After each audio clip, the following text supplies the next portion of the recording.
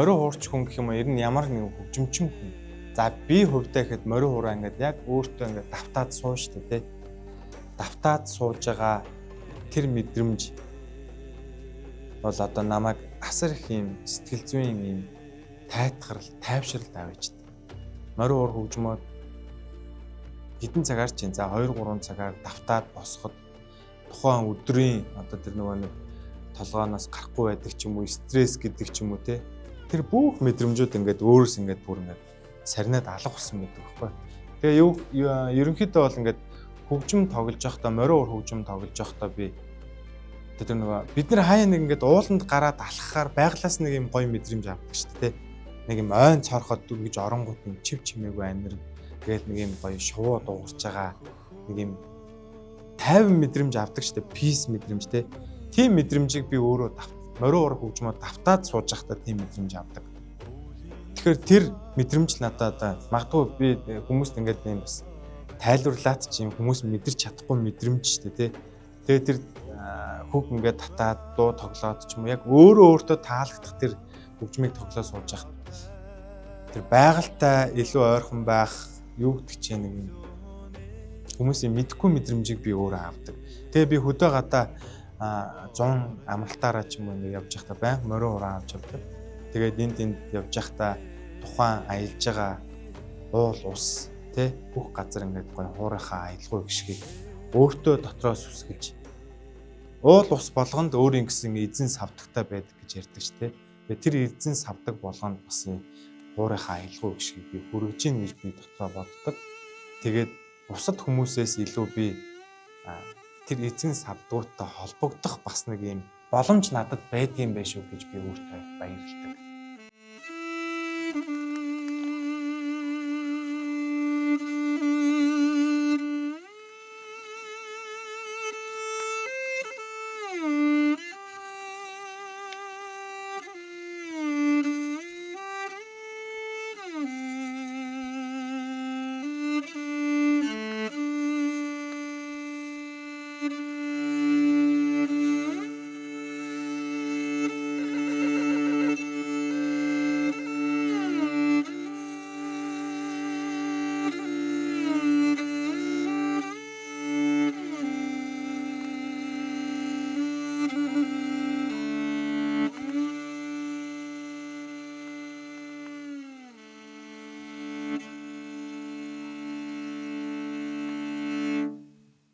За намайг Мөксайхан гэдэг Жоно хамтлагийн морин хуурч бас морин хуурын багш, морин хуур хөгжмөө тоглохоос гадна морин хуур хөгжим энэ үндэсний өв соёлоос бусдад түгээн дэлгэрүүлж зааж сургаж явдаг тийм юм байна.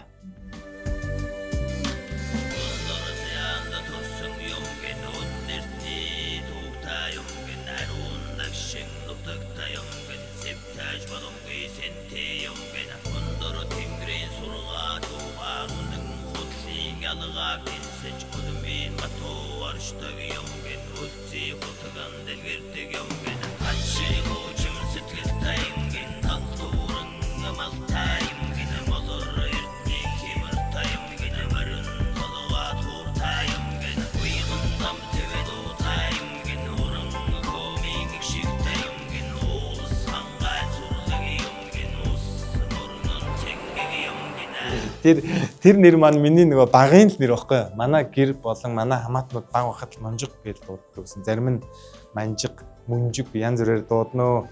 Тэгээ тэр нэрэндээ яг нөгөө тэгэл нөгөө Facebook мөг ихэлж яагаал тэгэл нөгөө өөрөөгөө ингээд тийм нэрээр л нэрлэсэн. Одоо ч юм бол бүр нэг мөсөг тоомоо нэр болоо явцсан шүү дээ тий. Тэгээ анхнаас яг чинь тэр нэрээрээ явцсан болохоор тэгээ тэр нэрэндээ ингээд дасцсан. Тэгээ тэр нэрээрээ л яваад идэх байхгүй. Тэрнээс бол нэр бол Мөксайхан. Тэгээд стейж нэм гэх юм. Тийм нэртэй. Өдөр тутмын амьдралын хэм маяг. За тэгэл ерөнхийдөө бол багшийн ажил өдөртөө явагдана. Тэгээд оройдоо дандаа нэг хамтлагийн ажил. Өдөр нь багшаа хийн, орой нь хамтлагийн морин уурч. Орой болгоно л дандаа юм тоглолттой байж таадаг. Тиймэрхүү. Тэгээд дундуур нь мэдээж хүүхдүүдэд зүүн аавынхаа ажлыг хийн, тий? Зөөлтийнхаа ажлыг хийн.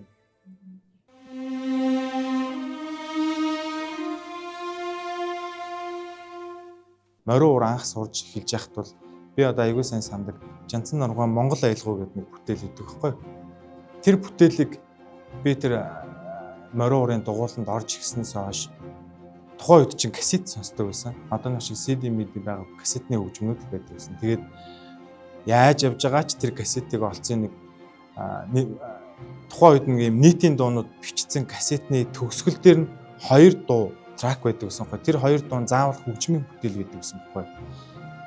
Тэгээд тэр минь надад байсан кассетэн дээр болохоор Жанцан нурган Монгол аялгау нэг нь хинтийн өндөр болно гэх 2 зохиол байсан. Тэгээд тэр бол Жанцан нурган Монгол аялгау бол багаас нөгөө үндэсний радиогоор маш их явдаг. Дан дин дан та гэдэг гоё аялгаа байдаг шүү дээ. Тэгээд тэр бол ингээ бүр дотор ингээ хамт тэрийг сонсоод өссөн болохоор тэр морин уур сурж эхэлж байхдаа тэр аяыг сурыг гэд бүр кассетыг бүр өстэй хідэн ч удаад эхнээс нь тавьсан юм гэдэггүй. Тэгээд яг нөгөө морин уураа хөглөө сурцсан. Тэгээд хөглөөл эхэлж байгаа өнгийн ингээд бас багшаараа заалгацсан гэсэн. Тэгээд тэр аяыг би ингээ бүр яг өөрөө бие дааж ингээ дуртайдаа сонирхолтой учраас ингээ сурж исэн тэр процессыг би аягүй сайн сандаг байхгүй. Тэгэхээр ямар нэгэн юм хүн ингээ өөрөө хүсээд дуртай байх юм бол ямар нэгэн аргаар сурдаг юм байна гэдгийг би одоо эргээд бодоход тэр аяар дамжуулж бас хамгийн их морин уур шимтэн суралцж байлаа. Жона хамтлаг 2006 онд байгуулагдчихсэн. Соёлын дэд сургуулийн төгсөх курсын оюутнууд. Тэгээд тэр төгсөх курсын оюутны нэг нь би. Тэгээд Жона хамтлагийг анх байгуулж байсан гишүүдийн нэг нь би байхгүй. Одоо Жона хамтлагийг анх байгуулсан хүний нэг гэсэн үг. Тэгээд Жона хамтлагийнхаа нэрийг бас би өөрөө өгч илаа. Тэгээд 2006 оноос Жонон гэж нэр өгөөд манай хамтлаг эхлээд innovation гэдэг гадаад нэртэй байсан. Тэгээд гадаад нэр нь тухайн үед хүмүүс нөгөө innovation гэдгийг бас сайн хэлж чадахгүй ингээд тайзан дээр зарлахаараа жоохон буруу зүрүү зарлж марлаа. За тэгээд жир нь үндэсний хөгжмийн хамтлаг байж гадаад нэртэй байх ч бас хаашиж юм бэ. Ерөөсөй болохгүйсэн. Тэгээд Жонон гэдэг нэр өгчээсэн. Тухайн үед яагаад innovation гэдэг нэр өгчээсэн гээд одоо бодохоор яг нөгөө үндэсний хөгжмийг бас бөмбөр тухайн үед одоо бөмбөр бас гитар гэдэг юм Европ хөгжмөнтэй хослуулж штэ тий. Тэр утгаараа бас нэг юм уламжлал шинжилэл хоёрыг хослуулж байгаа гэдэг утгаараа тэгээд тухайн үед чинь бас ингээл хамтлаг болгоно л гадаад нэртэй болол тий нэг гадны юм гоё гэдэг юм тренд одоо тийм үзэл санаа ингээд магадгүй залуучууд гэлтгүй нийгэмд байсан баг. Тэр утгаараа бат тухайн үед өгчээсэн баг. Тэгээд тэр нэр бол угаасаа нэг жоохон болохгүй байсан. Тэгээл Жонон гэдэг нэрээ өгөөл одоо тэрнээс хойш 20 жил болж тэ. Харин одоо 20 жил болсон чи яг ийм тууштай идэвхтэй байнгын үйл ажиллагаа явуулж исэн үндэсний хөгжмийн хамтлагууд байна уу гэсэн чинь байхгүй юм билээ. Жона хамтлаг байгаа юм билээ. Яг 20 жил болж байгаа. Одоо идэвхтэй үйл ажиллагаа явуулж байгаа юм те. Тэрнээс бол 20 жилээс ч илүү хамтлаг одоо байгуулагдаад дууссан хамтлагууд мэдээж байгаа. Тэгээд яг хамтлаг 20 жил явах хугацаанд бол мэдээж хамтлагийн гишүүд орж гарах асуудлууд мэдээж байна. Эмэгтэй хүмүүс ингээд эмэгтэй хөгжимч чинь айл гэр болно, хүүхд төрүүлнэ тий. Тэгээд зарим хүмүүс нь байнга л ингээд хамтлагийн гишүүн байхадхаас гадна өөр мэрэгчлээ болно, өөр карьертэй болно. Янз бүрийн шалтгаанууд байгаа. Гэхдээ манай хамтлагийн ихэнх одоо гишүүд бол 20 жил харьцангуй доктортой байсан. Манай хүний нөөц бол маш сайн ажилласан хамтлагийн. Тэгээд энэ 20 жилийн доктортой тууштай доктортой байх үндэс нь одоо хараа юу юм бэ гэд бид нэр одоо ингээд боддیں۔ Миний хувьд бол бид нэр өстой нөгөө олж байгаа тэгэл зовлон жаргал хоолтой хоолгүй явж исэн тэгэл олж байгаа мөнгө төгрөгтэй цалин мөнгөө бид нэр чи олон жил болсон чи цөөхөн жил болсон гэхгүйгээр яг хэдэн төгрөг олон тэрийг яг тэгш хувааж авдаг байсан маань одоо тэр яхаа санхүүн дээр ярьж байгаа ч гэсэн цаана бол цэвэр итгэлцэл явж байгаа байхгүй юу? Нэг нэгэндээ бүрэн итгэж олж байгаа орлого юу гэдгийг бүх юмаа тэнцүү хувааж авч исэн бас энэ хамтлагийн маань 20 жил одоо ингээ оршин тогтнох бас хамгийн гол хөшөөрөг байсан байх гэж боддог. Тэгээ бид нэр олон жил нэг нэгнтэйгээ ингээд тоглоод ирэхэр чинь нэг нэгнийхээ зан ааш тэ хин яадгүй ийдгүй бүх юм ингээ мэдчихэж байгаа болохоор тэгэл уучлах үедээ уучлал ухаарах үедээ ухаараал гэдэг шиг юм.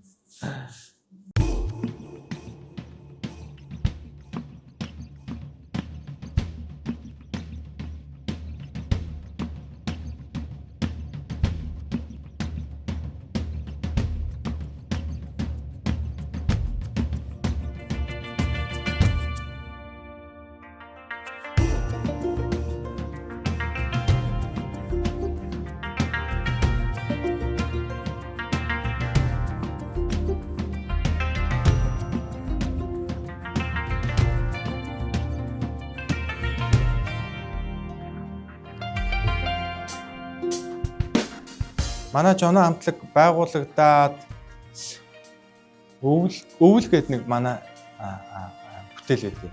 Бүтээл маань тухайн үед клип гарч ирсэн. Тэгээд тэр өвөл гэдэг клип бүтээл маань тухайн үед яг одоо нийгэм буюу одоо залуучуудад үндэсний хөгжим нэр ингэж болох юм биш гэдэг тэр сэдвийг айгүй хүчтэй өгсөн юм билээ.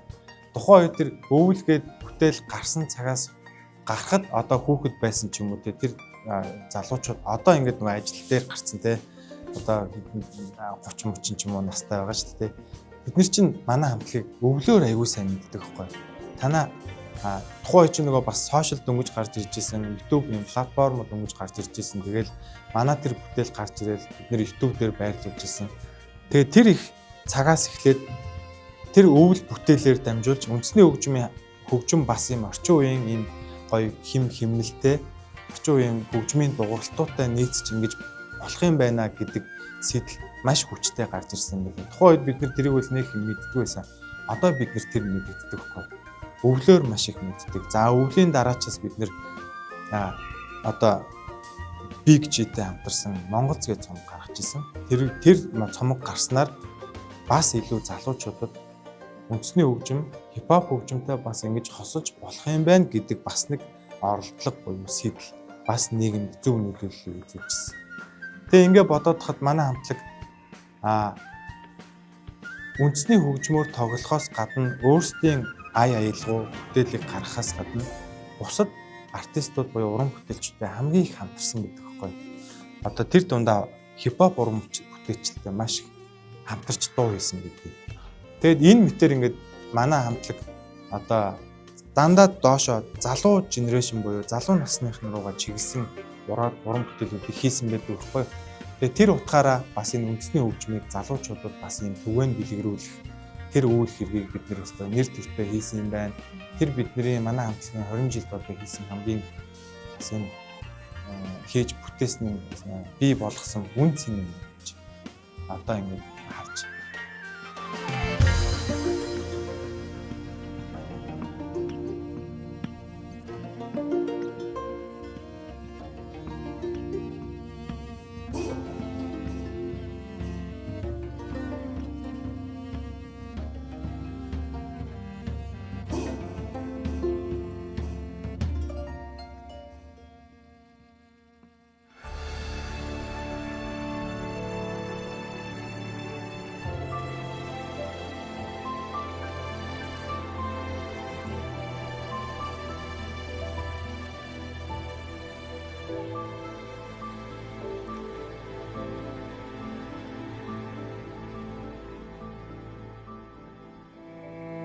Миний өөрийн зохиосон нэг юм Grey гэдэг нэг бүтээл өгдөг байхгүй.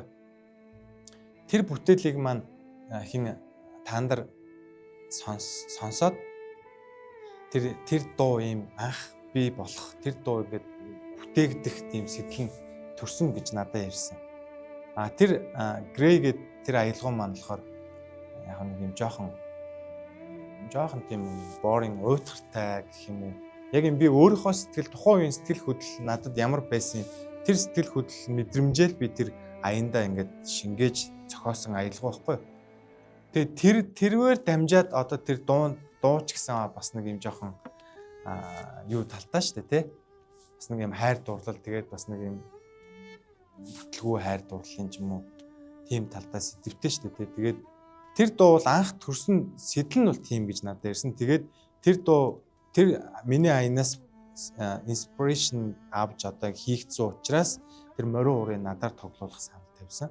Тэгээ би ч бас яг бусад бас маш тандараас гадна маш олон уран бүтээлчдийн дуун дээр морин уур ингээд тоглосон. Одоо ингээд дууны дундуур морин уур явдаг шүү дээ. Тэрийг одоо их олон дуун дээр би тоглосон байдаг.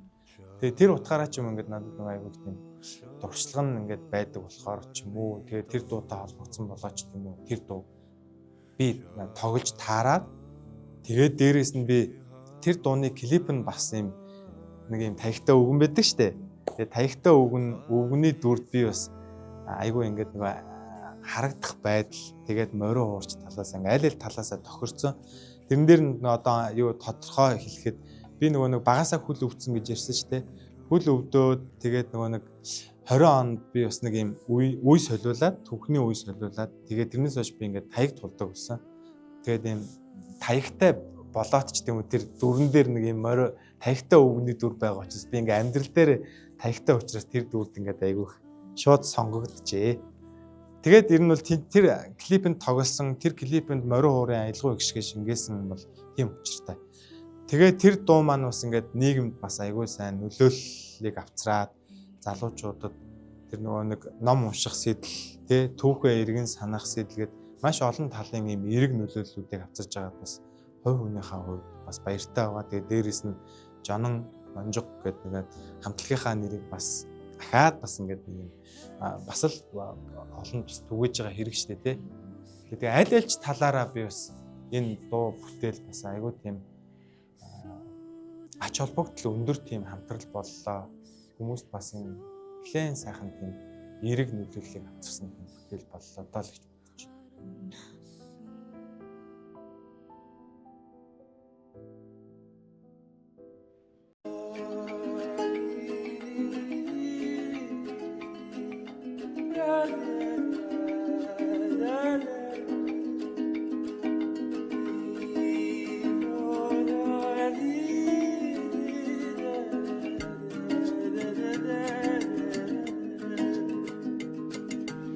Хамтлагаас гадна одоо нөгөө би өөрөө тусдаа хувь хүн юм чинь, хувь уран бүтээлчл юм чинь өөрийнхөө ертөнцөөр бас аялгау их шиг тоглохыг бодно.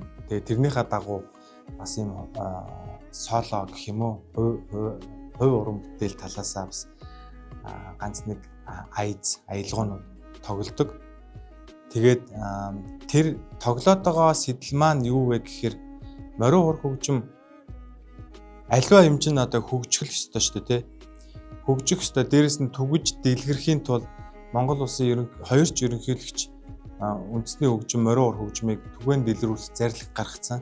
Тэгээ энэ зарлагтай холбоотой өшөө залуучууд, монголчууд тэр тусмаа одоо шинэ үеийн залуучууд энэ улмал байглаасаа, нийгмээсээ холдож байгаа, үндэсний өв соёлоосаа ингээд холдож байгаа, сошиал энэ орчинд ингээд автж байгаа энэ үед болж өгвөл хүүхэд залуучууд хичгтэл морин уур хөгжмөө тоглоод үндэсний өв соёлоо ингээл гоё өвлж авах юм бол манай Монгол улсыг чинь тусгаар тогтно. Юу гэдгийг бүр том зургаар энэ асар том ач холбогдолтой шүү дээ тий. Тэгээ энэ талаа ингээд бодохоор морин уур хөгжмөөр одоо нөгөө ардын дуу, уртын дуу гэдэг нэм уламжлалт юмал тоглоод авахаас гадна орчин үеийн одоо тренд болж байгаа дуунуудыг бас морин уур хөгжмөөр тоглоод байх юм бол нөгөө залуучууд хүүхдүүд маань тэр хөгжмийг сурах сонирхол сэтэл нь илүү өшөө одоо нэмэгдэх юм байна. Өшөө илүү түгээн дэлгэрэх тэр нөгөө бодлого чинь илүү одоо биечих юм байна. Ажил болох юм байна тий. Гэдэг утгаараа би янз бүрийн дуунуудыг бас ингээд одоо cover маягаар гэдэгтэй тийм маягаар ингээд зөндөө тоглодог.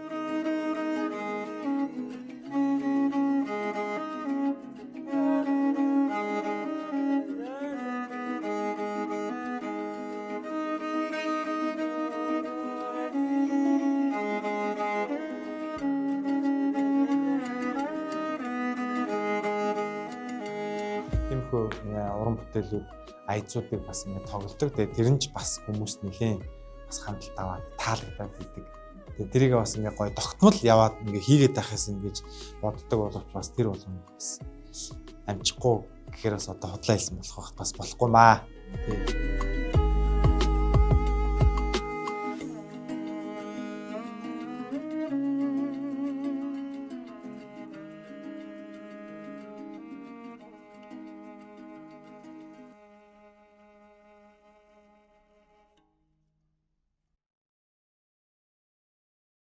Тэгээд хамтлагаасаа гадна маш олон уран бүтээлчтэй хамтарч одоо тоглож байна. Одоо үндэсний дуучдаас бол Алтан жаргалтай ган тулга гэдэг бид гурав ган тулга гитарчин Алтан жаргал, ардын дууч Алтан жаргал, тэгээ морин гэдэг бид гурав ковидын үеэр бас хэд хэдэн доонуудыг бас юм cover маягаар тоглоод тэр нь бас айгүйх юм вайрал болоод хүмүүс таалагдаа. Тэгээ бид гурав ч бас Америкаар бүр том аялын тоглолт хийж мэйгээд тэгээ тэрнээс хойш ингээд зөндөл олон дуучтай юм дуун дээр ингээд морин ур тоглолдог. Тэгэл энэ оролдлогууд маань явж байгаа сая таандартай хамтрал болж байгаа тий. Тэгэл эн чинь ингээд нэг талаар би хувь хүн талаас уран бүтээл хийгээд байгаа бол цаана бас Жона хамтлагийн морин урч гэдэг бас л нөгөө хамтлагийнхаа нэрийг авч явж байна. Хоёрдугаарт үндэсний өв соёлоо бас л ямар ийм өөр хөлбруудаар залуучуудаа бас ийм харуулж болох уу гэдэг оролдлогуудыг л хийгээд яваад байгаа. Тэгээд энэ орлогууд маань цаашдаа явж нэг үндэснийхээ хөгжмийг түгээн дэлгэрүүлэх, өв соёлоо уламжлах, тэгээд нөгөө өв тээгч гэдэг нэр тэр нэр хүнд тэр үүргээ одоо гүйцэтгэж байгаа л гэж би одоо өөртөө бол ингээд ийм хариуцлагатайгаар нэр хүндтэйгээр хийж байгаа байна л гэж би боддог. Хүүхдүүдтэй зааж сургаж байна. Тоглож байна. Уран бүтээлчтэй хамтарч тоглож байна тий. Ингээл янз бүрийн байж болох бүх аргуудыг л бас ингээ өөрийнхөө хэмжээнд л сэтэл яваад байгаа маань. За би одоо яг нэг морин ур хөгжим үндэсний энэ өв соёлоо одоо нэгийнх нь л хэсэг штэ тий. Зөвхөн нэгийнх нь хэсгийг л би бусадтай сурсан жоох юм аа ингээд бусадтай хуваалцаж одоо түгээн дэлгэрүүлэх гэж л хичээж явж байгаа хүн. Тэгэд ингээ хүүхдүүдэд заахад мэдээж морин ур хөгжим бол урт хугацаанд үр дүн гарна. Урт хугацаанд тэр хөгжмийг ингээд давтаж суралцж тэр хүн сууд сурна. Тэсвэр төвчээртэй бас нэг нэлийн удаан хугацаанд нэг юмыг бодож төвлөрч сурна. Энд чинь морин ур хөгжмөөр ямар нэгэн хөгжмөөр дамжуулж хүнд бол асар олон юм сайн даваа талууд өгж байгаа байхгүй. Сууд сурж байгаа, төвлөрч сурж байгаа. Юмыг нэг юм нэг давтаж явахдаа нэг юм за одоо би чинь тэрийг яах вүлээ энийг ингэ шүү гэдэг ингээд нэг өөртөө нэг өөрийнхөө планыг айгуугаа ингээд доктортой хийж сурж байгаа. Одоо чи ингээд нийгмээ дагаад энэ хүүхдүүдийн сошиалтай холбоотой ерөөсөө нөгөө анхаарал төвлөрөл гэдэг юм чи одоо улам л богиносод байна гэж чинь хүүхд байтугай том хүн ч гэсэн анхаарал төвлөрөл ерөөсөө асар богино болсон. Тэгээ эн чинь бол ингээд энийгээ дагах юм бол морин ур хөгжим сурах энэ ач холбогдол нь бол улам л өндөр болоод байгаа. Хүүхдийг сууд сургаж байна те анхаарлын төвлөрүүлж ингээ олон ач холбогдолтой. Тэгээ дээрэс нь одоо ингээ хүүхдүүдэд заах гэхээр нэг айгүй одоо сул тал гэх юм уу юм төвхтэй юм нь хүүхдүүд энэ үндэсний хөгжмийг сурах гэж байгаа тийм үү. Гэтэл ардын дуу уртын дуу эднэрийн чинь ерөөсөө хүүхдүүд мэдэхгүй. Хүүхэд байтугай аав ээжүүд нь мэдэхгүй. Яагаад мэдэхгүй гэхээр дөнгөж социалист орон байжгаад 90 оноос хойш ингээд ийм арчлалын орон болоо те. Тэндээс хойш чинь нөгөө бидний аав ээжүүд одоо хүүхэд байгаа хүүхдүүдийн аав ээжүүд чинь ардын дуу, уртын дуу, үндэсний өв соёлоо сонсож өсөөгүй байхгүй. Шууд л барууны хөгжим те гадаадын хөгжмүүдийг сонсоод өссөн учраас нөгөө заах гэхээр нөгөө шууд гадаад дуунууд заах гэж чи болохгүй байгаа байхгүй. Тэгээ гадаад дуу зааж болохгүй. Тэгээ үндэснийхээ дууг л зааж таарна шүү дээ. Ардын дуугаа л зааж таарна. Ардын дуу заах гэхээр нөгөө хүмүүс ардын дуугаа мэдэхгүй байгаа. Бас айгүй тийм ийм сурах үйл явцад бас юм айгүй асуудалтай байгаад идэг. Гэтэ тэр бол одоо тийм асуудал гээл байгаад аж болохгүй л те. Морин урчин ингээд урт хугацаанд нэг ийм одоо нэг англи хэлбэл ингээд 1-р левел, 2-р левел, 3-р левел гэдэг шиг тэр нэг левелүүдийг ингээд нэг 1-2-р левелийг ч юм уу магадгүй ингээд давцсан байхад тэр хүүхэд ноотоо мэдээд нэг юм багшийн өгсөн дууг ингээд өөрөө ингээд гаргаад тоглож сураад тэрнээсээ урам аваад өшөө илүү ингээд юм сурах тэр урам зориг нь ингээд нэмэгдээд илүү амжилттай сурах тэр нэг 2 левел ч юм. Миний хараад нэг 2 левел байгаа. Тэрийг давхаас наан бол ингээд бас жоохон багшийн арга зүй маш чухал. Тэрнээс гадна бол хүүхдүүд бол морин уур хөгжмийг сонирхож байгаа юу гэхээр сонирхож байгаа. Одоо ингээд нэг үе бодвол үндэсний өв соёл чинь маш их сайн дэлгэрч чинь дээл хувцс хөгжим юу гэдгийг бүх талаараа л ингээд хүмүүс бас манай монголчууд үндэсний өв соёлоо ингээд гоё хэрэгэлдэг, хүүхэдтэй зааж сургахыг айгүй хүсдэг болсон. Аав ээжүүд маш сайн дэмждэг болсон. Сургуулиуд ч маш сайн дэмждэг болсон. Ямар өнцгөөс нь ярихыг хүсэж байна гэхээр үндэсний урлаг, үндэсний хөгжим, морин уур гадаад орны тайзан дээр тоглоход илүү одоо юм мэдрэмж авдаг. Тэр нь яагаад тэгдэм гэхээр монголчуудад бол ингээд яг тоглож л байдаг тий. Энд баяр найр бүхэн дээр тоглож л байдаг. Гадаад хүмүүс яаж хүлээж авч яах гэж тэр нөгөө гадаад хүний хүлээж авж байгаа тэр нэг юм нүүрний илэрхийлэл тий. Тэгээд биеийн илэрхийлэл тэр мэдрэмжийг мэдрэх нь надад илүү сонирхолтой санагдав. Тэгээд дээрэс нь ингээд гадаадд олон жил болсон монголчууд нөгөө морин уур хөгжим, үндэсний хөгжмөө Монголд биш хөлийн дээс, хөлийн цаана байхдаа тэр хүлээж авч байгаа тэр мэдрэмж сайн хүчтэй. Асуулт гэхээсээ илүү нөгөө нэг илэрхийлж байгаа тэр өгүүлбэр нь болохоор энэ хөгжим цаанаа нөгөө аялгау их шиг нэг юм өвдөлттэй байна тий. Биднийг одоо ингээд сонсоод надад ийм байгаль одоо нэг юм мэдэрч байгаа тэр нөгөө мэдрэмж нь ингээд өөр байна гэдгийг илэрхийлдэг байхгүй. Тэрнээс одоо яг нөгөө гадаад хүн чинь нэг юм шууд морин уур сонсоолцтой хөдөө тал одоо бодогдож байна, мал ахгүй харагдаж байна гэж хэлэхгүй ч гэсэн морин уур сонсоод нэг юм байгальтай ойрхон хүний цаад нэг юм байгальтайгаа ойрхон тэр нөгөө нэг инстинкт байна шүү дээ. Тэр мэдрэмж тэр юуг нь хөвгөл нэг одоо юм илүү сэрэж хөвгөлдөг юм байна гэдгийг би гадаад хүмүүс сонсоод илэрхийлж байгаа илэрхийлээс нь илүү мэдэрдэг гэх юм уу. Мэдээж одоо ингээл морин уур хөгжим чинь хүмүүс сонсоод хүүхдүүд ч юм уу ингээд сонсохоор ингээд ямар мэдрэмж төрж ийн гэхээр хөдөө өвөө эмээтэйгээ хөдөө явж байгаа юм шиг мэдрэмж төрж ийн, хээр талд морь уралдаж байгаа юм шиг мэдрэмж төрж ийн гэхээр хүүхдүүд яг тийм гоё мэдрэмжийг хэлдэг байхгүй. Гадаад хүмүүс яг тэр морь мал ярихаасаа илүү яг тэр нөгөө хүн байгальтайгаа ойрхон юм шүү нэрэ гэдэг. Одоо чинь ингээл дэлхийд даяараа байгалаас холдож штэ тэ энэ суурин соёл. Тэгээд тэр нөгөө илүү байгальтайгаа ойрхон инстинкт нь илүү сэрэж өгд юм байна гэж би ойлгодог. Тийм мэдрэмжийг ер нь илүү илэрхийлдэг гадаад хүмүүс.